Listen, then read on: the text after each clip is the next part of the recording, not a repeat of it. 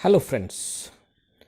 Economics is all about the measurement of demand and supply and how you look at the metrics like what you are consuming, what you are producing, and how it is distributed. Generally, if you consider it on the large scale, it appears an enigmatic puzzle. And you might have confronted with the terms like GDP, GNP, NNP, national income, and many of you, are either oversimplified, read either oversimplified version or too much complicated version. So both, and it's not proper to learn, because if you are oversimplified in learning, that means given the complicated circumstances, you won't perform properly, you won't be in a position to know what exactly and how it works. So you need to have elaborate, detailed, and proper perception of any concept in economics. Economics is more about uh, knowing the condition of our life, and how resources are being utilized.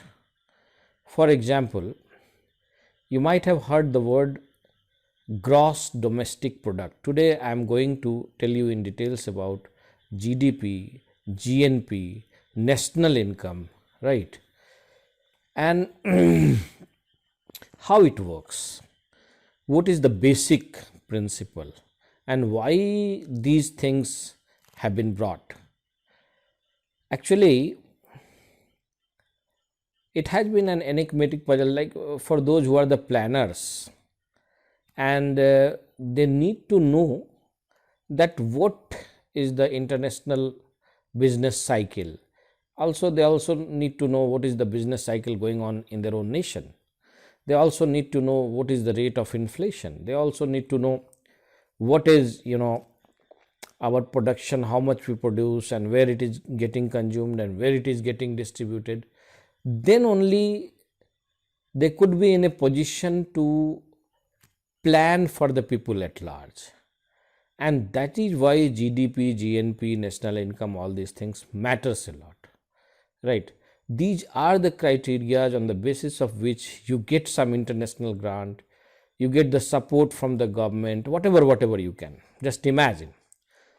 So let's look at the first term, that is gross domestic product, GDP.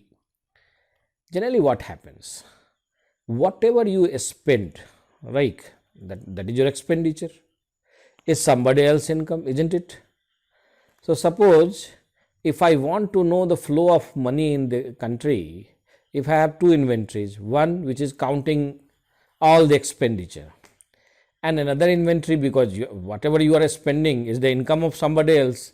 So if we can measure the income kind of thing, then also you can you would be right. So in economics, if you have two inventory, one for income and one for inventory, both must represent the equal amount, then only your economy is correct. Otherwise there is something wrong going on, right? So what is the source of income, and what is how you actually, if you look at GDP is nothing but the measurement of all the goods and services produced in national boundary in a particular time frame. You can say generally quarterly it is measured, right? So you can compare it with each quarter to the next quarter, how much it is growing. And in sum total, it is nothing but the primary sectors, that is agriculture, animal husbandry, secondary sector, like you can say all the production of manufactured goods, right? And tertiary sector, the service sector, and you just take the average and you call it GDP, but it is not that simple.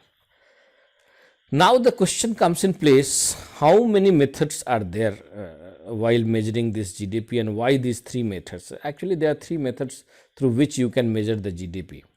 One is the expenditure method, which is widely used across the globe. And second is the production method, and third could be the income method. Now you will ask, what is this production method, this expenditure method, because you have told me that this is the first method and this is widely used in United States, and all the developed country will find this expenditure methods are used. What is the expenditure and how you are going to count it? So if you want to measure the gross domestic production in a country, actually you need to keep eye on the expenditure. My dear friend, whatever you spend on any item, you buy TV, fridge, cooker, whatever, cooler, house, whatever, what is that? It is nothing but the expenditure on your consumption, right? In the bigger economies, 2/3 of the economy, portion of the GDP lies with this consumption only, right? What you are consuming. So almost 70-75% economy runs through this consumption. So the first item of expenditure is what you are going to consume. C. You take the value C. Okay. Then whatever you are consuming, now the question comes in place that I am consuming a second hand car, for that also I am buying. No, it is not going to work. While counting the GDP, you must be careful. It always counts the fresh item this year, for a particular year only. Suppose if somebody has bought a 30-year-old house this year, so that is not going to constitute the part of GDP. Secondly, whatever second hand market you buy, that is not going to be the part of your GDP. Thirdly, there are so many services which are very, very valuable, like mother care to her child, and then many things like government spending for the flood relief and all. So these are not constituting the part of GDP, to be very careful. So GDP only constitutes to those things which have the present market value and which are having the inventory of this year. Suppose you are constructing a house, right? You are a builder making so many houses, but these houses would be sold after 3 years. But in GDP, it will be calculated this year only, right? Because GDP believes in production. GDP doesn't believe in selling out, right? And it must come into the market also. That is also one of the strong criteria for GDP. Suppose in India, many people produce wheat, rice and so many things, but they don't go to market, they simply consume it, right? So that is also not going to constitute the item of GDP. So GDP means constructive production for the particular year, and which is going to constitute for the country, right? So whatever comes to the market, you must be very careful while calculating GDP. Very simple formula: CG, right? CGINX.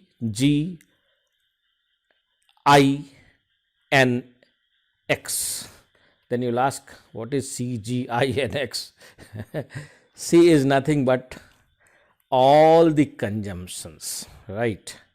In this year, whatever you have bought, only this year, and that should be freshly produced.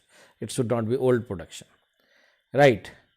Because then it will be a problem of inventory. There cannot be a double, kind of inventory. So this year, whatever have been goods and services consumed by you and paid for that, so that will be. And now the question comes in place: how I am going to calculate what is my consumption? See, whatever you consume is the income of somebody else. So let's look at how your income should be calculated. Very simple formula. Suppose you get some salary, okay, 50,000. Say some salary you got. Out of that, you have paid 10,000 as the income tax. Then what is your income now? Exact income. That is 40,000.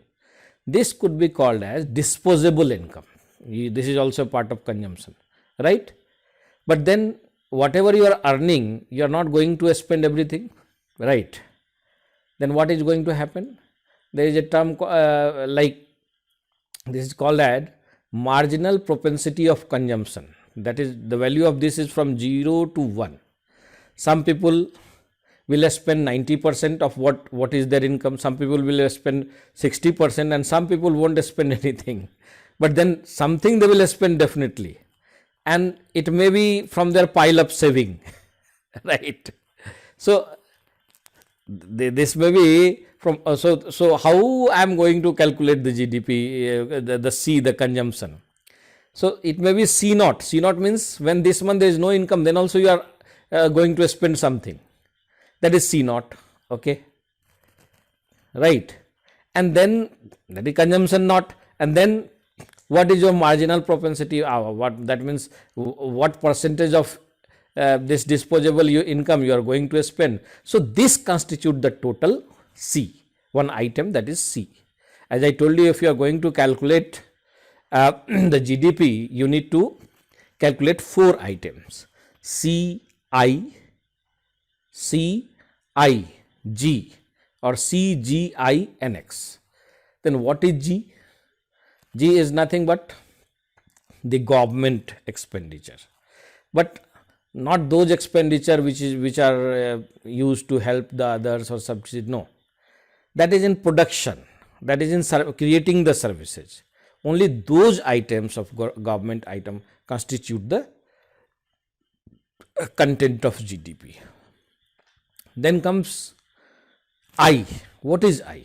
Like, you buy something which is produced by someone else who are the private entity, but then if they want to increase the production, they have to invest something. Suppose I am a factory owner, I need to buy some more computers, some more tools, some more technology to enhance some more buildings, to enhance my technology, to enhance my production, right? Then only so that investment could be called as I, CGI. Then what is NX and why it is important, right? In GDP, NX is net export item, right? That means how much you exported and how much you export minus net export minus net import, right? Net export minus net import. If you are a better exporter, then economy is very sound. If you are importer, then definitely your economy is not as sound as it reflects, right? So this is the best model to measure GDP. How you are going to measure? CG. C is consumption, G is government expenditure, I is investment, and then CGINX. That is a simple formula to measure GDP. Is it clear or not? Now the question comes in place. Okay, CGINX. This is how you are going to measure the GDP. But then what are the other methods? This is the expenditure method you told. There could be another method also. Like that could be, production method. How you are going to measure the production? Simply you see the total output production, right? In a country, whatever produced, and then you reduce the the intermediate products, right? Like labor, like raw material and all, right? Then whatever comes, that is the method of measuring GDP through the production. Now what is the third method? In any economy, income method. Through income method also you can measure up the GDP. In any economy, if you look at, there are 4 things for any businessman. First thing is the land where you are going to do some business, right? And for land what you pay, that is rent. Second thing is the labor, right? Labor what you pay, the wages. Third thing is the capital, the machinery and all those things. To that what you pay, the interest, right? And what is the fourth thing? Yeah, in a dynamic economy, there are four things also. And fourth thing is the entrepreneur. Entrepreneur means the one who is ready to risk all his income, right? Then what he will get? Because he is risking everything, he is going to get the profit. So if you sum up all these things, this could be the income method to measure the GDP. Suppose if you are going to sum up the wages in a particular year paid to the laborers, then second thing, the rent, third thing, as I told you, the capital, and capital, how much interest the capital got, and then the profit. These four incomes together will constitute the income method while measuring the GDP. Then, okay, this is income method. Then in income method also there are two things you have to reduce, that is sell tax and then this property tax and all, that has to be subtracted, right? Then only you will get the exact value of the income method. So this is how GDP is measured. There are so many things like we think that could be the part of GDP, but that is not the part of GDP. Like you have spent something in leisure and so many things. No, that is not going to count for GDP. Believes in production and services and their market value also. But then question comes in place. GDP at market rate or whatever market rate, is it the exact GDP? No. This GDP is the nominal GDP. But then what is the real GDP? Question comes in place. Yeah, if you really want to know the real GDP, you need to factor it with the inflation, right? Then only you can get the real picture of GDP. So if you have something that is nominal GDP and you are very happy, then you are mistaken. You need to consider the inflation as well to measure the real GDP. So this is how you know the status of an economy, and GDP is one of the most widely used system in econometrics, right? So this is how we learnt about GDP. In the next lecture I am going to discuss about GNP, national income, NNP kind of thing. Thank you very much. Hi friends, in the last lecture I was telling you about how to measure GDP and what is the difference between the real GDP and the nominal GDP. But then question comes in place, how to measure GDP, real GDP. To settle this issue, scholars started a new concept known as the base year, from where you can refer the value of the items or whatever, and then it will be easier to measure the inflation rate. So if you have the base rate, then it will help you to measure the real GDP. Then some people might ask you how to calculate the per capita GDP. It is so simple. Just divide the value of GDP, real GDP, upon the total population of a city, of the entire nation. Then it becomes the per capita GDP. Now, many people will ask you, what is GNP? When GDP was there, what was the need of GNP? And then you might have heard the term like GDP at market rate or market price, and then at factor cost or something like that. Let me clear it today. Actually, in GDP, we do not bother whether the production is happening from foreign country or by the Indians. In any nation you will find there are some local people and there are some foreigner people. So when it comes to national, the word national, then we have to be very specific about what is earned by our people who are staying in the foreign nations. Suppose they are NRI and they are sending to their parents in the form of some transaction. But then there are some foreign companies also, right, who are staying in India, and they are earning money from here and they are sending to their native nation. So if you add net income by the natives of a nation with the GDP, then it becomes NNP, net national product.